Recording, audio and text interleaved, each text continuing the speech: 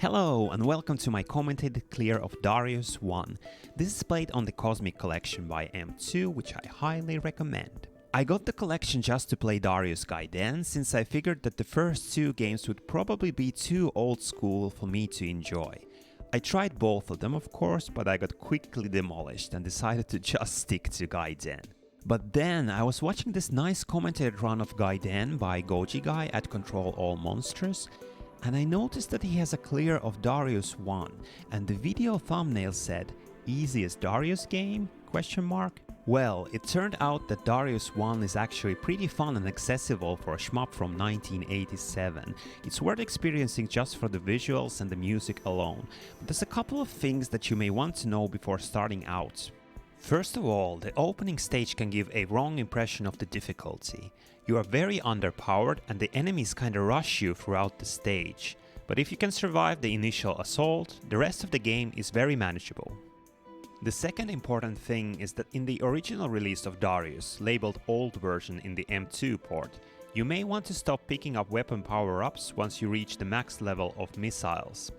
Supposedly, if you upgrade to laser and wave, the rank will take a huge jump upwards and the bosses will take forever to die. Which doesn't sound very fun, but playing with just missiles is completely fine. I didn't feel like I was missing out on anything. The M2 port says this imbalance was fixed in the new and extra versions of the game, but I tried playing those and I have to say that upgrading to laser still felt like my ship became 5 times weaker. I went from acing the stages to losing all of my lives to the first boss that I had to fight with laser. It's possible that if you make it past that point you will eventually become powerful again, but I don't like the game quite enough to try and verify it. By default, the M2 port has two different rapid fires mapped in the controls. You have 5Hz and 20Hz, and I use both in this run. 20Hz can be used to destroy enemies and bosses faster, which is a little cheap, and I can understand if this isn't considered a legit run by everyone.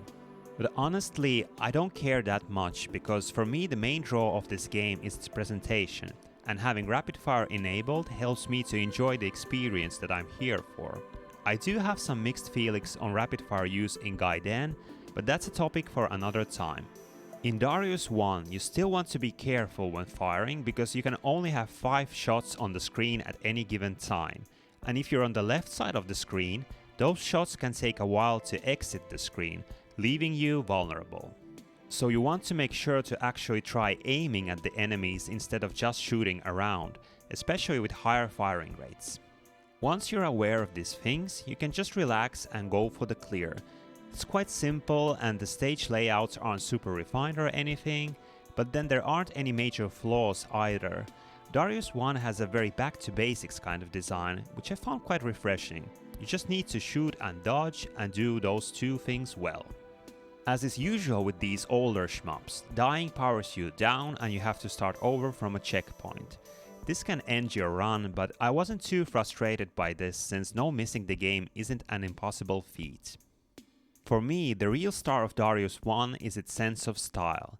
The backgrounds and big enemies are beautifully drawn, the boss warning screen is iconic, and the music can get pretty strange, but only in the best possible way. There's a good mix of catchy melodic stuff and unnerving soundscapes. And of course, the fact that you're fighting giant alien fish makes this whole game feel very surreal. The game just has a very unique atmosphere, and that's something that I can always appreciate. In this run, I'm mostly using the same route as Goji Guy, and I think it was recommended by Prickly Angler, who is like a super player of the Darius series and has like hundreds of clears of these games, like seriously, no exaggeration. So I want to thank both Goji Guy and Prickly Angler for making this run possible.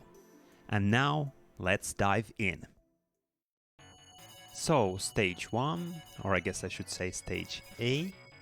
As I said a moment ago, this may seem like a strangely difficult stage 1, but it doesn't represent the overall difficulty of the game, because you're just very underpowered in this stage. I don't think the enemy waves or formations and the bullet patterns change like too much, but you just get stronger, and also I think when you're just starting out with the game, the very wide play screen can be kind of misleading, because it may seem like yeah, it's cool, you have like lots of like space to dodge, and then if you hang back at the left side you have more time to think about the enemies and where you want to be and stuff. But because of the limited amount of bullets that you can have at the screen at once, you really don't want to go to the left side too much like I do here. Going to the left side means that you're getting swarmed, so you kinda, whenever possible, you want to play a little bit aggressively, so being in the center or even going to the right side, because of the bullet limit, the firing limit. These blue tanks you want to take care of ASAP, because their attacks hone on your vertical position, and they are very hard to dodge, because your ship is very slow in this game and you have a pretty big hitbox, so you kind of you want to preemptively destroy the enemies that whose attacks you can't really avoid that well.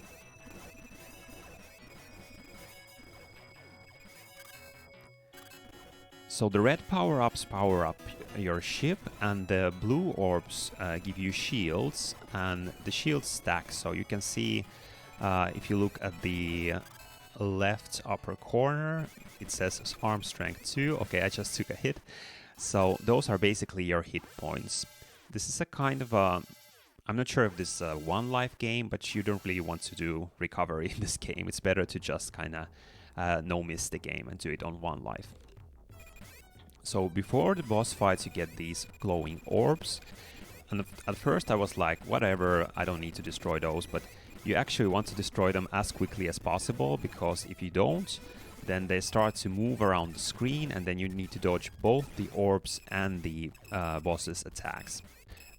As you see here, the attack patterns aren't too bad, but you don't want to, because the bullets are so fast, they're like Toplan fast or Mushihime Sama fast. You don't want to be like dodging two different kinds of patterns.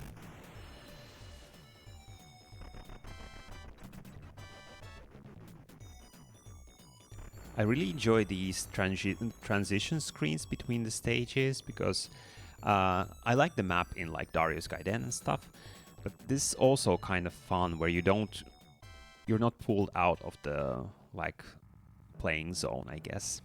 You just kind of have to. It kind of reminds me of Outrun, where you're just driving down the road and then there's a fork in the road and you just need to go left or right. The game doesn't ask you anything, it doesn't present you with a menu or stuff, so just kind of keep on going, and that's kind of fun.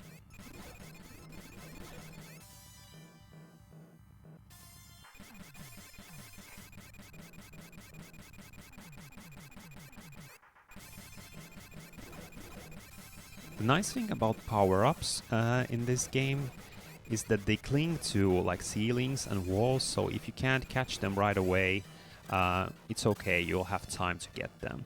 And just there's a blue power-up in this stage which you can shoot, and then it divides into two blue power-ups, and you want to have like a small delay before picking up the second one, because if you pick them up too quickly you only get one shield upgrade, so there's some kind of cooldown or something. And actually later in this stage I'm going to do just that, pick up two. I think it's going to happen now. Yeah, I got just one. I picked up two shield power-ups, but I only got one shield, so yeah, just be careful about that. As you can see, the enemy density isn't like that much bigger than in the first stage.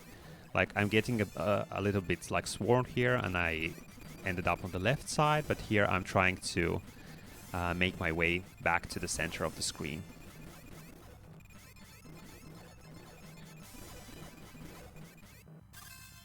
And here taking care of the ground targets is again a priority,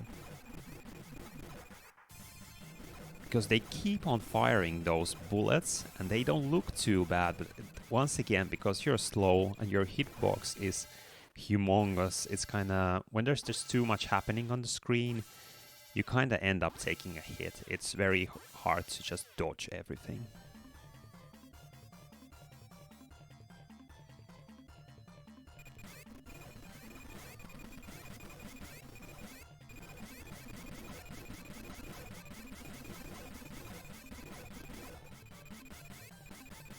This boss isn't too different from the first one.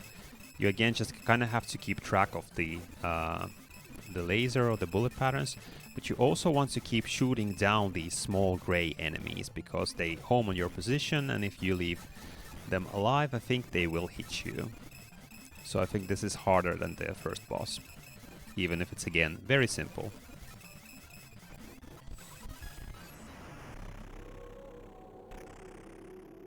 And here I'm mostly following the route done by Goji Guy, who did the commentated run that I talked about in the introduction. But here I'm deviating from it because basically I'm going to the undersea base because I just like water. Water is my element. I live by a lake, and I specifically moved here so I could like live within a 10-minute walking distance from a lake. I love swimming in the summertime. I also like water levels in games, at least when they're done well. They have a nice atmosphere. They often have nice music, and I think this stage is no exception. I kind of like the music overall in this game. It has a very strange quality to it, which I enjoy.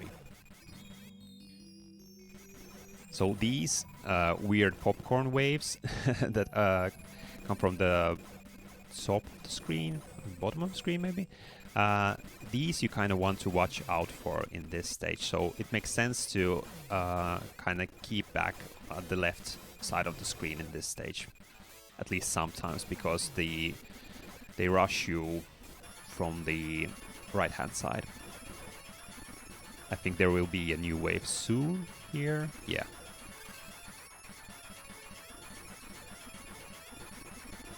And again, those ground targets, they're the worst in this game, so you really want to take care of them.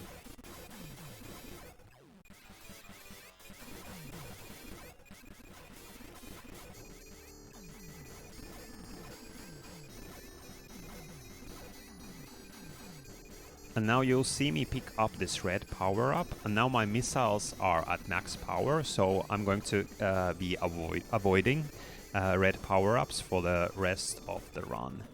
I feel like avoiding power-ups that you don't want is one of the dumbest mechanics in shmups, but thankfully it's pretty easy in this game because you have so much space and the power-ups move very slowly, and yeah, so it's not too bad, even if it's kind of not my favorite thing in shmups. And just a quick note about the weapons is that I think it doesn't feel like you're underpowered, even if you're not powering up anymore, because the missiles feel, to me at least, they feel really nice to use. And the couple of times that I tried upgrading to laser, it felt absolutely awful. And actually feels kind of bad in Darius Gaiden too, which I feel is kind of a flaw in that game, but that's, I think we'll talk about that later, in a later video. I quite enjoy this boss. Again, very simple, but it's just like very honest dodging. You just keep track of the patterns and just move up and down. Sometimes simple just works. I guess I like this because there's nothing cheap about it, because even if the bullets are kind of fast, they're not like super fast, so you don't need to know them. You don't need to know the patterns in advance or anything. And I actually didn't need to do much memorization to clear this game. I feel like memorization is a huge part of 80s shmups, but this once again, it's surprisingly accessible, surprisingly approachable.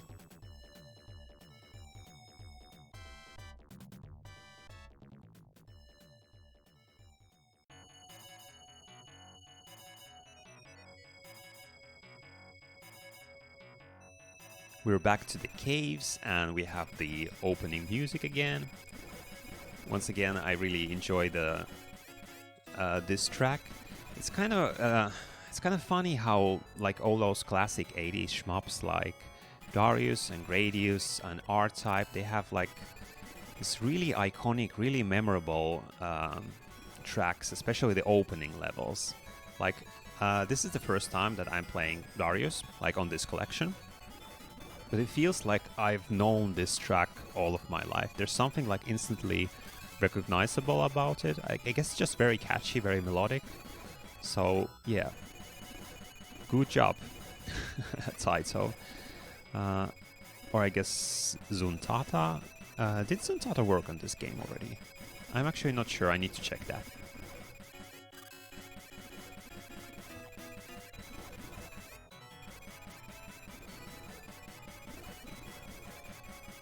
So yeah, this is a kind of a reprise of the opening stage, but now you get these waves where you can position yourself like under them or above them and just kind of stay in position to shoot them down, which I kind of like.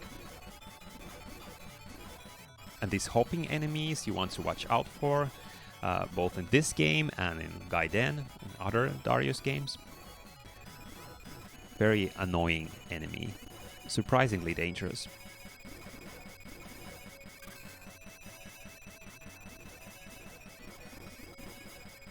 You see me taking hits to my shields here, but I'm also getting shield power-ups now and then. Again, I feel like this is a good thing about this game, like it's not super stingy about power-ups, so that's kind of nice too.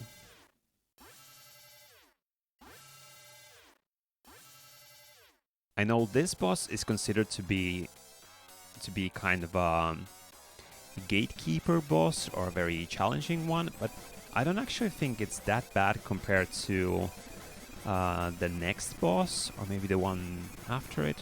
Well, I'll say which one it is, but this one's not too bad. You just kind of need to remember that the little fish is going to like break up into those bullet pellets. So you kind of want to, yeah, you don't want to actually be dodging that much. You can just kind of stay in the center when you're shooting down the fish. So yeah, that's Fatty Glutton done. The enemy names are awesome in this game and in all the Darius games. Always a nice touch.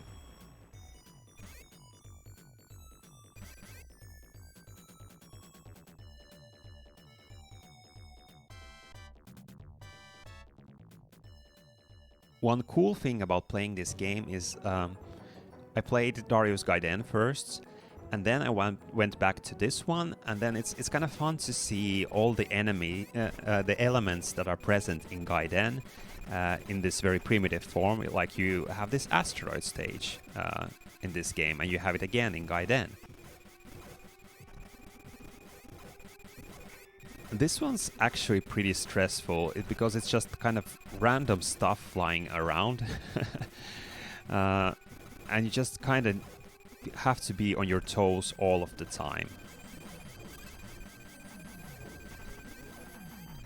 And here again, the shot limit is kind of a factor, or a thing that you have to factor, because if you can't shoot at an asteroid that is quickly approaching you, you're gonna get your hit points are gonna go down.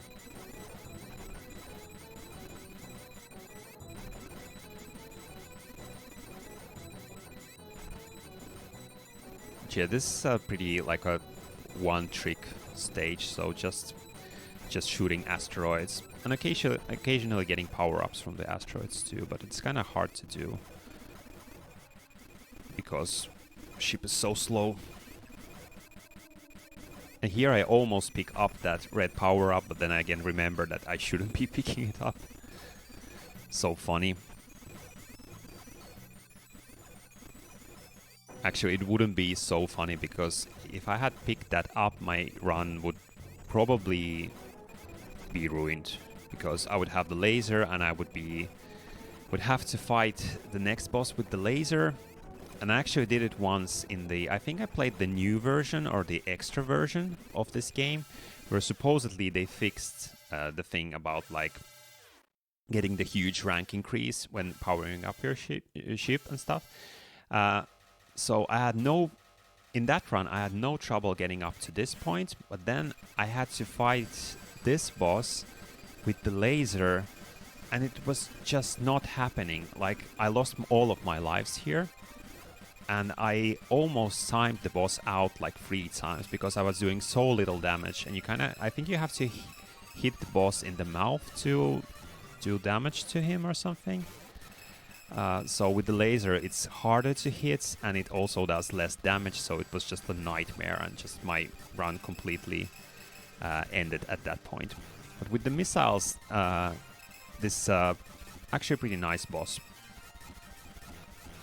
Again, you just have like 3 interlinking patterns that you need to keep track of. And I see I've lost my shields at some point, so now I can't I can't afford to take any hits, so it's just pure dodging at this point. And then I'm getting these additional enemies, which are actually very dangerous, and you want to destroy the boss before you get too many of those. But in my laser runs, I had to keep dodging both the boss and the enemies for like 2 minutes or something. It was just like a huge jump. Yeah, you can see me doing a kind of a victory dance at this point, because I was so happy to get past this point. And now this is actually the first time that I have gotten past this point in Darius 1. So in this run, everything I'm seeing from this point on is new to me. So I'm playing it for the first time. We're getting another underwater stage, which is always good luck. You can enjoy the mysterious underwater music again. Watching this kind of makes me want to go play Echoed Sides of Time again, which to me is kind of a top 3 Sega Mega Drive game. Or a Sega Genesis game, if you're in the US. And you probably are in the US. I have some useful stats that YouTube provides me with. Anyway.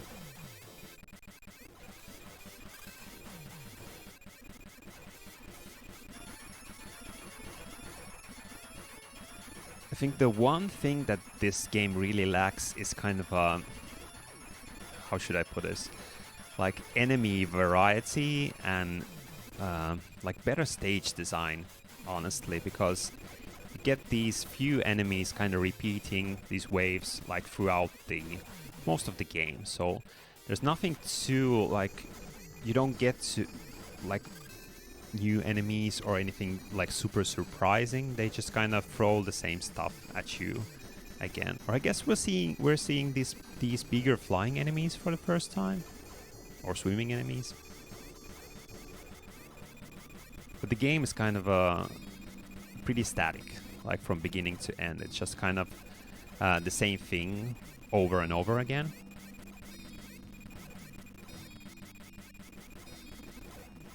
Which didn't bother me, honestly, that much when playing, but it doesn't make me... like, I don't really feel like replaying this game. Like, maybe at some points, trying a different route or something, but... yeah, it doesn't quite have the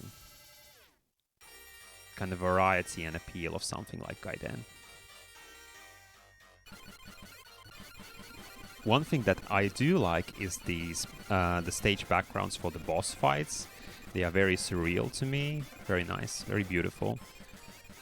The pixel art in this game is beautiful in general, and I think there's something about the having this very wide screen, because the pixels get really small when you're looking at the this kind of a wide version of the game. It kind of gives it almost an high definition look, like a very high resolution look, which I like.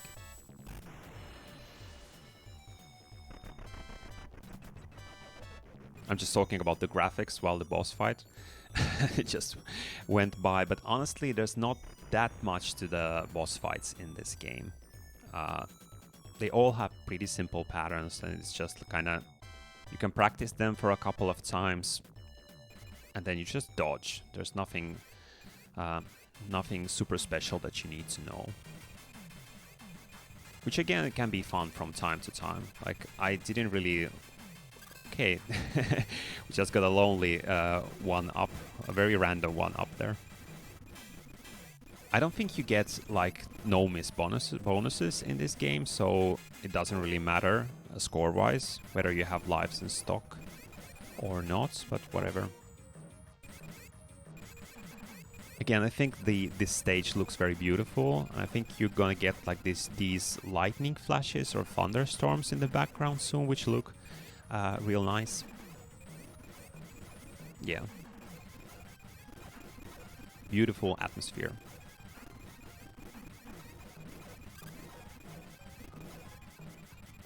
Honestly, I wouldn't really recommend this game for like gameplay reasons. Like, it's okay, it's like a 80s old school shmup. Just play it for the visuals and the music and the mood, or the vibe.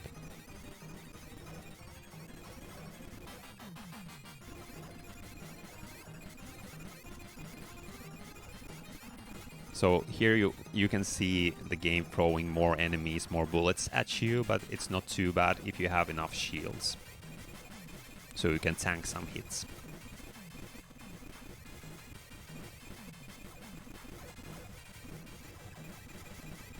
And one thing I appreciate about this game is it doesn't have too many cheap like enemies coming from behind you. Because again, I think Darius 2 does that a couple of times, pretty annoying. As long as you don't stay at the right left hand side of the screen, you should be okay. And you shouldn't be staying at left anyway.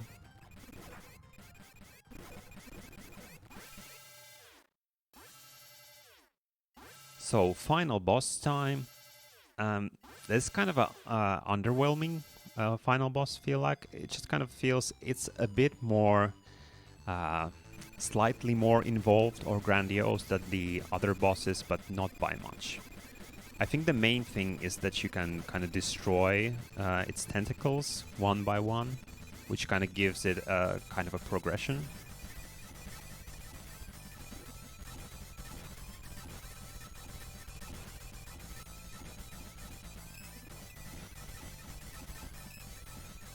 Again, pattern-wise, there's nothing too complicated here. You again want to shoot down those homing gray enemies before they hit you, or just dodge them, I guess.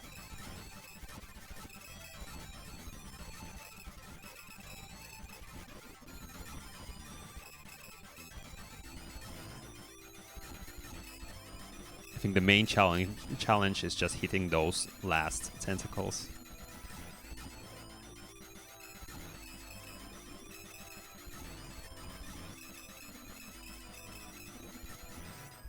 Epic final battle.